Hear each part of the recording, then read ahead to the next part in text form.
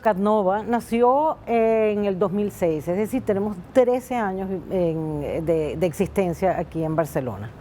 Y nació justamente por la necesidad que había en aquel momento de poder acoger a todos los inmigrantes que estaban llegando y que no tenían información suficiente para poder aterrizar amablemente aquí en la ciudad. A mí me pasó en lo personal y sentí que dando información y ayudándolos de diferentes maneras podíamos ayudar en este sentido. Yo llego a Catnova como voluntaria en el año 2018, perteneciente a un colectivo de jubilados venezolanos mayores de 65 años. Soy ingeniero químico, me dedicaba al petróleo y tenía que reinventarme para reiniciar mi vida aquí en Barcelona. Muy amablemente me dieron la oportunidad de ser voluntaria y de hacer mis prácticas como informadora turística en Catnova. Así nacieron en mis prácticas con otras dos chicas y la oportunidad que me dio Catnova de las rutas de integración.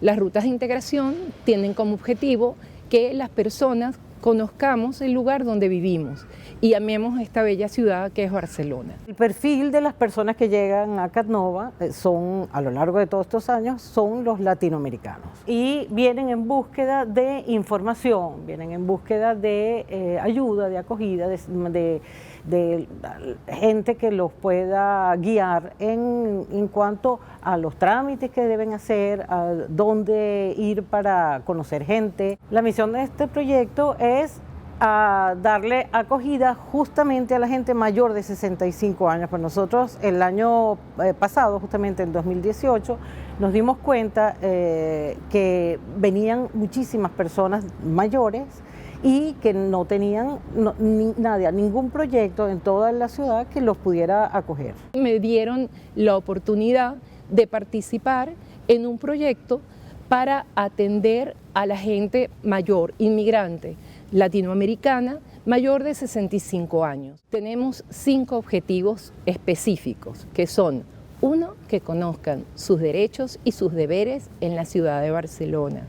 El segundo objetivo es promover un envejecimiento activo. El tercer objetivo es la convivencia intergeneracional, que aprendamos los unos de los otros. El cuarto objetivo es integrarnos con gente mayor local. El último objetivo, que quizás es muy difícil, pero sí lo hacemos, es promover su inclusión ocupacional. El lema de Ponte Intercultural es: recupera tu vida, no importa cuál sea tu edad.